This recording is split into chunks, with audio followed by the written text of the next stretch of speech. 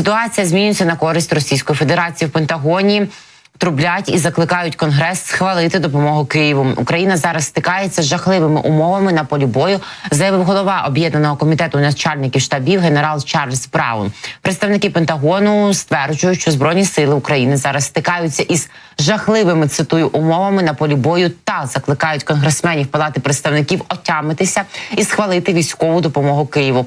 Як заявив генерал Чарльз Браун, голова Об'єднаного комітету начальників штабів, російські окупанти зараз переважають Збройні сили України незалежно від того, чи це боєприпаси, чи це транспортні засоби, чи платформи, передає Associated Press. Я просто скажу вам, що Україна зараз стикається із жахливими умовами на полі бою, зазначив Браун. У свою чергу міністр оборони Ллойд Остін сказав американським законодавцям, що час має значення. Ми вже бачимо, як ситуація на полі бою починає дещо змінюватися на користь Росії. Ми бачимо, як вони досягають поступових успіхів. Ми бачимо, що перед українцями стоїть завдання втримати лінію, сказав Остін. Конгресменка від штату Міннесота Бетті Макколум нагадала слова верховного командувача американськими військами в Європі генерала Крістофера Каволі. Минулого тижня він сказав комітету, що Росія переважатиме Україну в озброєнні у співвідношенні 10:1 протягом кількох тижнів, якщо Конгрес не схвалить фінансування. Без допомоги Сполучених Штатів Україна буквально залишиться без боєприпасів, і Росія вбиватиме більше цивільних осіб в Україні, заявила Макколум. Між тим, спікер Палати представників США Майк Джонсон наголошує, що надання Україні летальної допомоги, виявляється, він помітив після півроку з 20 жовтня, є критично важливим. Про це повідомляє видання The Hill. Джонсон найближчими днями буде серйозно розраховувати на допомогу демократів для затвердження ряду законопроєктів з надання допомоги Україні, Ізраїлю та іншим демократичним союзникам за кордоном. Ця стратегія враховує нюанси управління в розділеному Вашингтоні, але збільшує ризик відставки Джонсона з посади через незадоволених консерваторів з республіканської партії.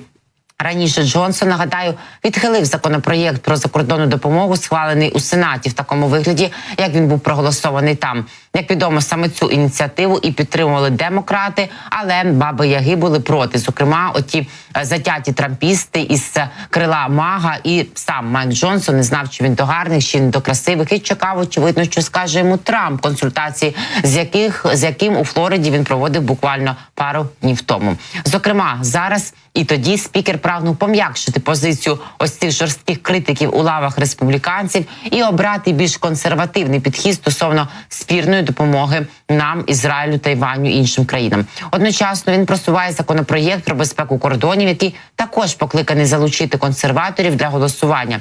The Hill акцентує, що багатовекторна стратегія Джонсона з просування майже $100 мільярдів на закордонну допомогу лише призвела до загострення в лавах неспокійного правого крила республіканців і викликала загрозу його відставки з листком і ідеєю про це, як навіжена, бігає, нагадаю, без кінця Марджорі Тейлор Грін, яка взагалі каже, що Путін тут якихось християн захищає, тому веде проти нас війну. Там проблем багато.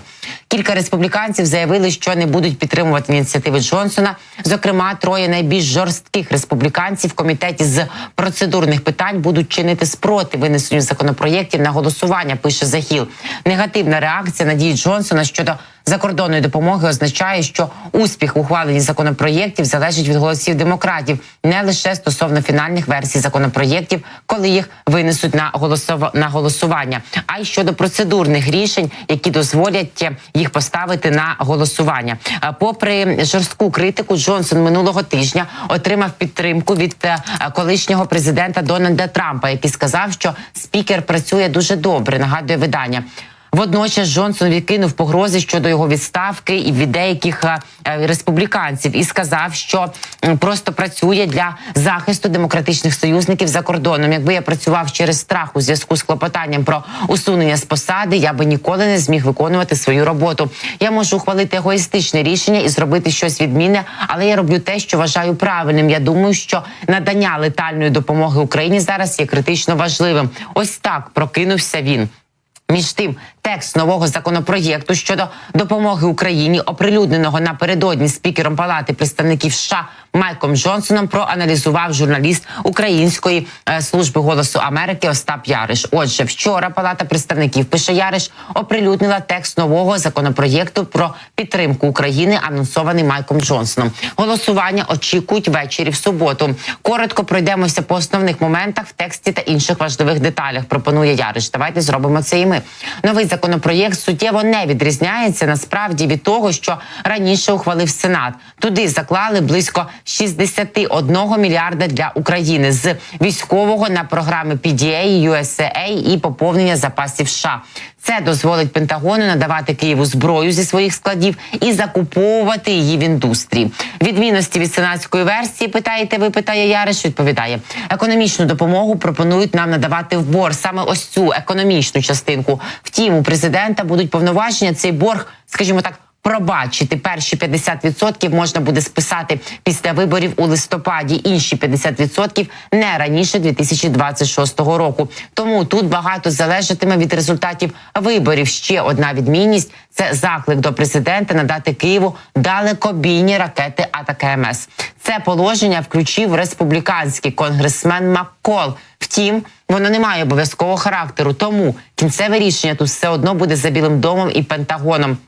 Також у тексті законопроєкту є так звана стратегія для України, де йдеться про те, що метою США має бути допомога Україні перемогти у війні. На додачу до цього Палата представників оприлюднила ще один окремий законопроєкт про використання вилучених російських активів на користь України. А про нього розказує і наша посол України в США Маркарова. Що ж далі? Конгресмени мають час до суботи, аби ознайомитися із документом. Також у них є можливість вносити правки. З одного боку, це намагання заручитися більшою підтримкою різних груп. З іншого, це може затягнути процес голосування і ускладнити збір голосів. Джо Байден уже заявив, що підтримує законопроєкт Джонсона, принаймні в тому вигляді, в якому ми його побачили зараз. Якщо його ухвалить Палата представників, а потім повторно Сенат, то вже президент обіцяє без будь-яких зволікань його підписати. Сам Майк Джонсон у коментарях пресі додав те, про що півроку говорили люди, які закликали його до таких дій. Він сказав, допомога Україні зараз критично важлива. Путін продовжить марширувати Європу, якщо йому це дозволити. Я краще надішлю в Україну кулі, ніж наших хлопців, сказав Джонсон. Краще пізно, ніж ніколи, звісно, кажуть, але час все-таки втрачено.